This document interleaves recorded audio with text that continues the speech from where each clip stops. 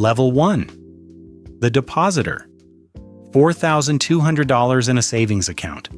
Your bank is using it to fund a $340 million commercial loan. You're earning 0.01%. The money has been sitting there for 8 months. Not because you're lazy, because you didn't know what to do with it, and doing nothing felt safer than doing the wrong thing. The savings account was the obvious move. It's savings. It goes in a savings account. That's what savings accounts are for. Your bank sends you a quarterly statement showing 42 cents in interest earned. You read it, feel nothing in particular, file it somewhere you'll never find it. Here's what you don't know yet. Your bank is paying you 0.01% annually on your $4,200 while lending it out at 7% to 9% to businesses and home buyers. The spread? The difference between what they pay you and what they charge borrowers is their entire business model. And you are the raw material that business model runs on. You are not a customer of your bank in any meaningful sense. You are inventory. You open a high-yield savings account on a Tuesday night after reading an article that appeared in your feed by accident. 4.7% APY. You transfer the $4,200. You set up an automatic $200 monthly contribution because the article said to, and you're in the mood to follow instructions. At the end of the year, the account has earned $214. You stare at $214. It feels like not enough. You're right, it isn't enough in isolation. But here's the thing about $214. It's $214 you didn't earn with your time. It appeared because money sat in a place that paid more than another place. The mechanism is simple enough to feel trivial. It is not trivial. You just turned on something that, left alone, will compound for the rest of your life. You don't fully understand what you turned on yet. You will. Level 2. The first investor. $500 in an index fund. The market drops 6% the following week. Your hand moves toward the sell button. The brokerage account takes 11 minutes to open. You put in $500 and buy an S&P 500 index fund because 3 different articles, 2 different YouTube videos, and 1 slightly drunk friend at a barbecue all said the same thing. And when that many sources converge on the same answer, it's usually worth paying attention to. You turn on automatic dividend reinvestment. Every dividend the fund pays gets immediately converted into more shares. You don't feel this happening. It happens anyway. Month 1. $500 invested, $1.40 in unrealized gains. You check it 6 times. Month 3. $1,520 invested, market up slightly, $47 in gains. You check it 4 times. Month 7. The market drops 6% in 4 days. Your portfolio loses $290 overnight. You open the app at 7 a.m. and the number is red, and your first instinct, immediate, physical, preceding any rational thought, is to sell before it gets worse. You put the phone face down, you breathe, you don't sell. This is the hardest thing you will ever do in investing, and it happens before you have any real money at stake, which is lucky because you're learning the most important lesson, that markets go down and your job is to stay seated, while the downside is $290 and not $290,000. The market recovers. You keep buying. Month 12, $6,400 invested, $220 in gains, and something has shifted in how you see money. Not the dollar amounts, the mechanism. You ran a compound interest calculator at some point and typed in $500 a month, 40 years, 10%.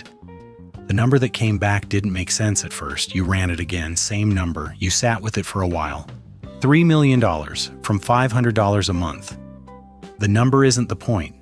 The point is what the number means. Every dollar you invest is a dollar that starts making more dollars, and those dollars make more dollars, and none of it requires you to do anything except leave it alone. The machine does not need your attention. It needs your patience. You are an investor now. You didn't feel the transition happen. That's how it always goes. Level 3, the optimizer. $47,000 invested, you found out a 1% expense ratio cost you $360,000 over 40 years. You switched funds that afternoon. You read something that made you genuinely angry. Expense ratios. The annual fee a fund charges to manage your money expressed as a percentage. Your previous fund charged 1.2%. Vanguard's equivalent charges 0.03%. The difference is 1.17 percentage points per year. On a $500,000 portfolio over 40 years, that difference compounds into roughly $360,000 in lost returns. $360,000 paid in fees to a fund manager who, statistically, underperforms the index anyway. You switched funds that afternoon. You've never looked back. The Roth IRA is maxed before January 31st, $7,000, automated, non-negotiable, the first financial obligation of every year before anything else. The 401k captures exactly the employer match, not a dollar less, because leaving employer match on the table is the one financial mistake you will not make, because it is literally free money with an immediate 50% to 100% return before the investment does anything. 80% equities, 15% bonds, 5% international, rebalanced every quarter. No exceptions, no feelings about it. A friend asks how to invest. You give the answer you've learned: automate the contributions, buy broad index funds, minimize fees, don't touch it. They wanted to hear about crypto. You have a story about crypto, a specific expensive story from a few years ago, and you tell it briefly without drama. They nod and probably don't listen. That's fine. Most people have to learn the expensive version themselves. Your net worth crosses $100,000. There is no confetti, no notification.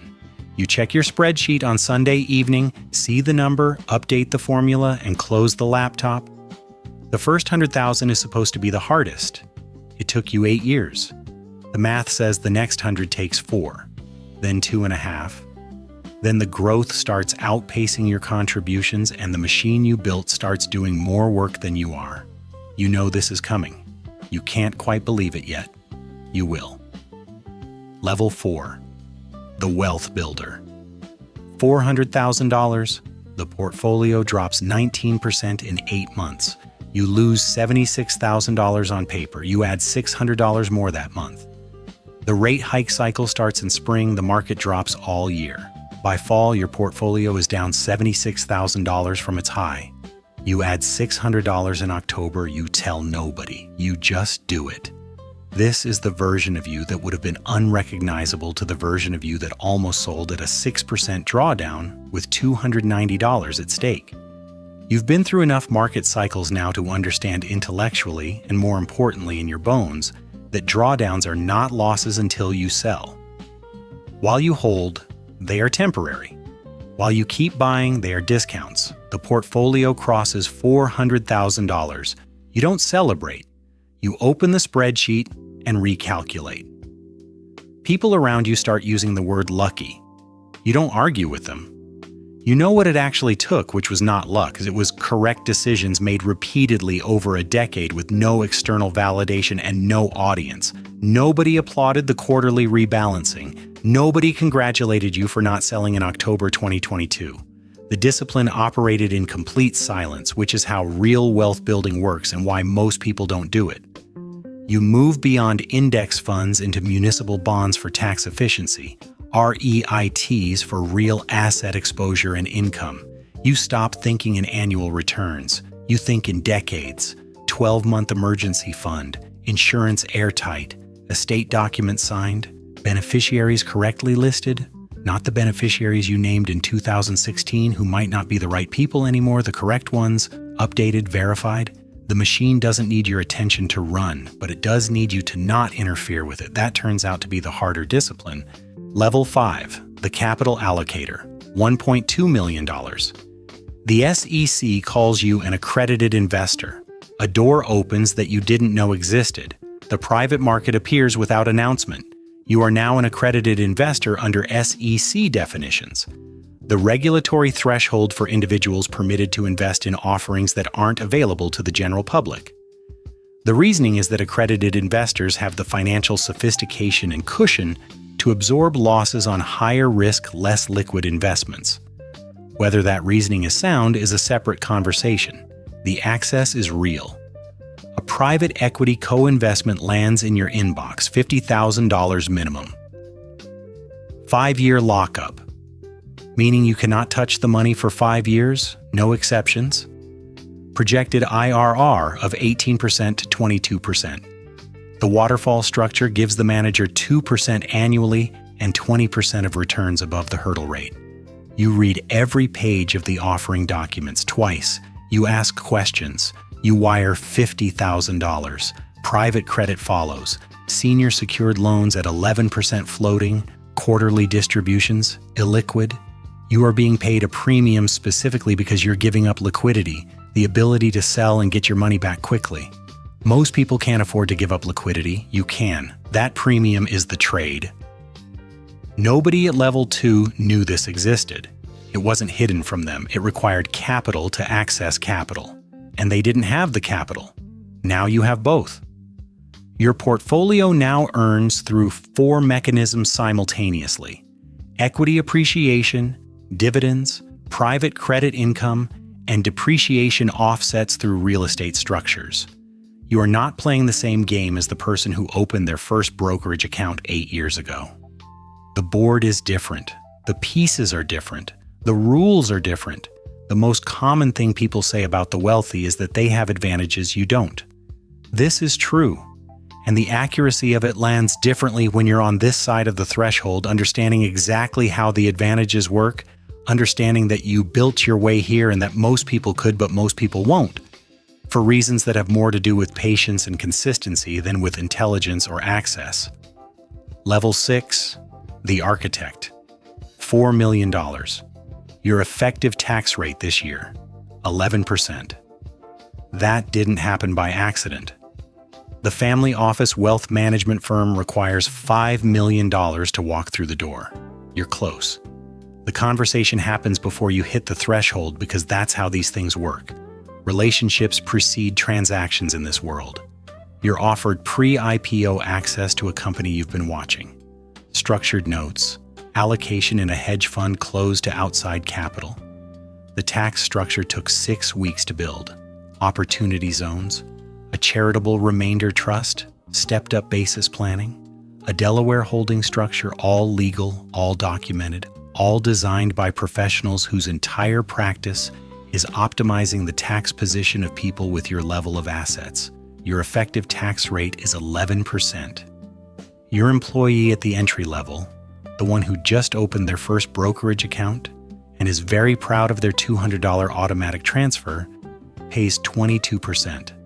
The structure you're in is not the same as the structure they're in.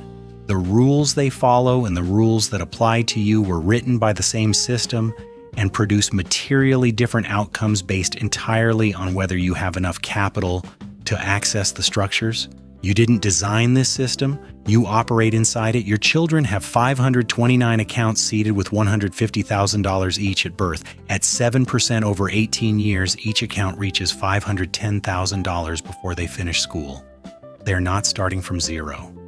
The compounding started for them before they were old enough to understand what compounding is. This is the architecture, not just building wealth for yourself, building wealth that builds wealth for people not yet born. The decisions you made at level 1, the $200 automatic transfer, the fund switch, the October 2022 contribution. Those decisions are still running, still compounding, still producing returns that will outlast you. You stopped checking the returns a long time ago. The machine runs without you watching. Level 7, the institution. The machine doesn't need you anymore. It hasn't for a long time. This is the destination. This is also the cost. Your family office manages $40 million. You sit on 2 private company boards, not because you sought the positions, but because capital at this scale creates proximity. And proximity creates opportunity, and opportunity creates obligation. And somewhere in that chain, sitting on boards became part of how the week works.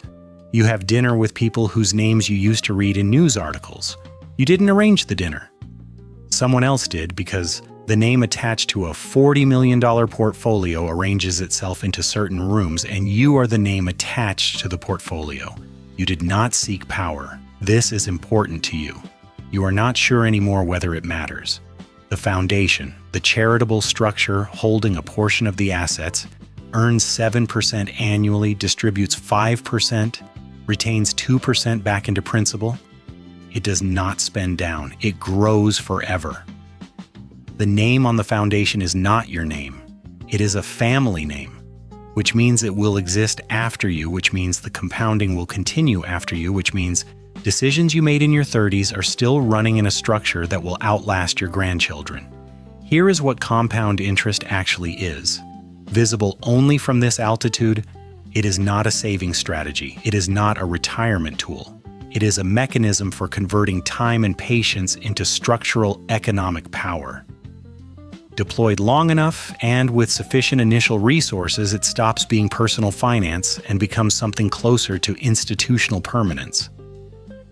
The Rockefeller family has been in continuous wealth for 5 generations.